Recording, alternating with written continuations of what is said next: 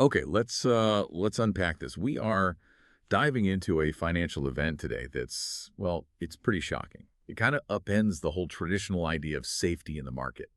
Think about gold for a second. The ultimate hedge, the asset your grandparents probably swore by, capital preservation, that sort of thing. Now, imagine that same asset experiencing a single-day sell-off so big it wiped out more wealth than the entire value of Bitcoin. Yeah, it's a volatile digital rival. So that's the material we're working with today, a deep dive into this recent, pretty historic crash in the gold market. Our goal here is to really dissect what happened, understand just the sheer scale of this sell-off. It's kind of terrifying. And look at the statistics, because apparently this wasn't supposed to happen. And maybe figure out what this huge correction tells us about, what a safe haven even means anymore in today's markets.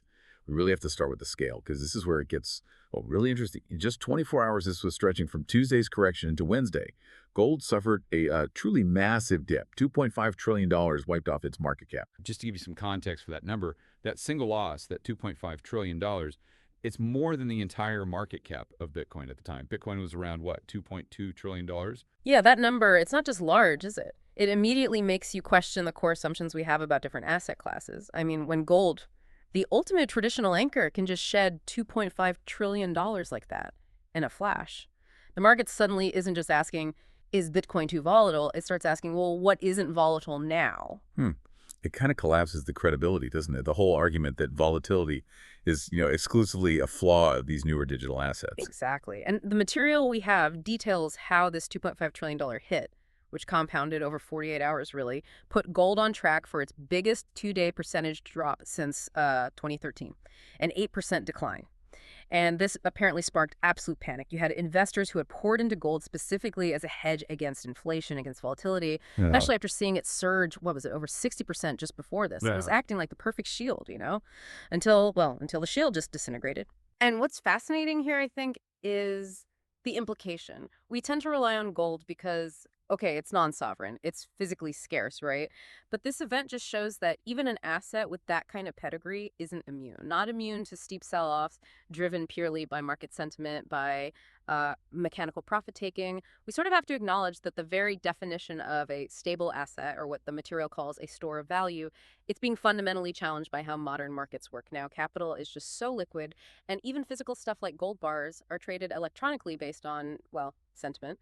That brings us perfectly to the next layer of this story, which is the statistics. Because this wasn't just a big dip. Mathematically, it kind of shouldn't have happened. Yeah, one resources investor quoted in the material was just completely stunned by the scale. He specifically noted that a 7% drop within that time frame was so rare that, like, in theory, it should only happen once every 240,000 trading days. Yeah. I mean, that's an event that's supposed to be mathematically almost insignificant in the market's lifespan. The investor summed it up perfectly, did it? He said, gold is giving us a lesson in statistics. It's an incredible quote. It really captures that shock, seeing something so unlikely actually materialize. We build risk models based on these probabilities, and when the improbable happens, well, you have to look deeper. But I want to add some critical nuance here, though, because while it's statistically rare on a daily basis, our material does remind us that gold, even though we often think of it as this unbreakable anchor, it has faced even bigger percentage drawdowns before. Since 1971, actually.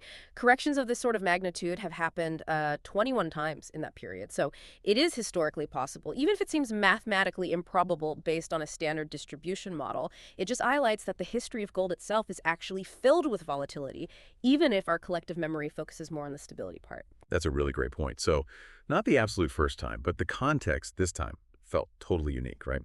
And to understand why this statistically rare thing happened now, we need to talk about investor psychology, the mechanism behind the crash itself. The material points to a pretty classic behavioral dynamic, FOMO, fear of missing out. Apparently, just before the crash, there was what they called a gold frenzy momentum building up. You had everyone from institutions to, like, regular retail investors desperately trying to get exposure, chasing that high price, looking for any way to buy in gold stocks, physical bars, even those new tokenized gold products. And what happened next is, well, it's entirely predictable in hindsight, but the scale was massive simply because that initial enthusiasm was so incredibly widespread. When the momentum just paused for a second, the crash wasn't triggered by some, fundamental change in gold supply or big policy shift. No, it was caused by profit taking. Simple as that. It was almost the statistical consequence of that huge wave of enthusiasm correcting itself. And this is where that concept of weak hands comes into play. The investors who maybe bought in late, driven by that FOMO, their positions might be highly leveraged or just overly emotional, and they're the first ones to sell the moment the price turns, which just accelerates the slide downwards. It becomes this cascading emotional event, really, not necessarily an economic one reflecting gold's fundamentals. And that's why, actually, when you see a sell-off driven by these kinds of emotional cycles, the statistical analysis offers this little bit of comfort.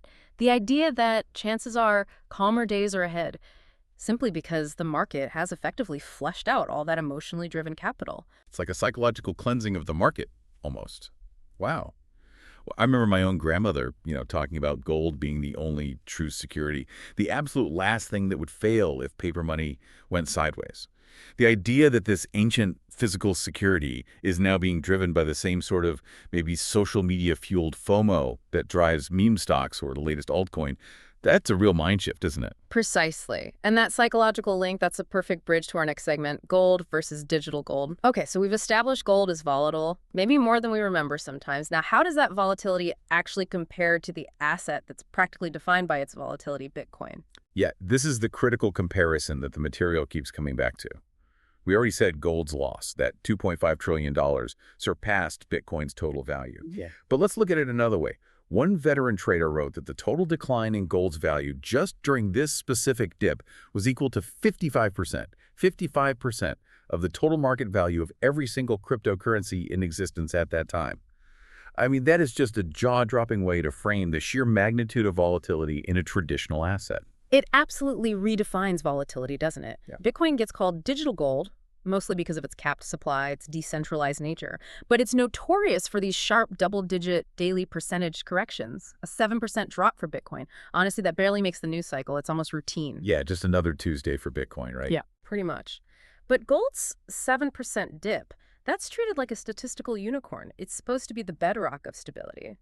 So the fact that this pillar can suddenly suffer a value destruction exceeding half the entire crypto economy, well, it really underscores something important. Volatility and sudden crashes aren't just characteristics of digital assets. They seem to be characteristics of modern asset ownership, period. Regardless of whether the thing underneath is a physical bar of metal or a line of code, it seriously challenges that old assumption that the physical nature of gold somehow gives it inherent stability against these big emotional market forces. And we should mention Bitcoin wasn't completely immune during this period either. The material confirms that during this wider market upheaval, Bitcoin also slipped about 5.2% from an intraday high. I think it was around $114,000, though its daily losses were pretty minimal by the time the articles were written. And interestingly, alongside this, the Crypto Fear and Greed Index hit its lowest level since 2022. For anyone less familiar, that index is basically a sentiment meter for crypto, right? Gauging market emotion. 0 is extreme fear. 100 is extreme greed. So hitting multi-year lows there suggests that while gold was maybe crashing mechanically from profit-taking, the digital currency space was, at the same time, experiencing this deep, widespread psychological fear. Interesting contrast. Exactly. And this confluence, this is why this deep dive really matters to you, the listener.